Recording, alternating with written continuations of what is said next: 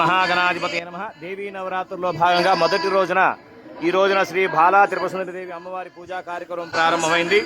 ప్రతిరోజు ఈ 11 రోజులు ఉదయం 10:30 గంటల నుంచి సామూహిక కుంకుమ పూజా కార్యక్రమాలు ఉంటాయి. మరి మన అష్టలక్ష్మి దేవాలయంలో విశేషంగా మొదటి రోజు నుంచి అన్ని దేవతామూర్తులు దర్శనం ఉంటుందమ్మా. అందరూ విచ్చేసి మరి అమ్మవారిని దర్శనం చేసుకుని పూజలో పాల్గొనవలసిందిగా కోరుచున్నాము.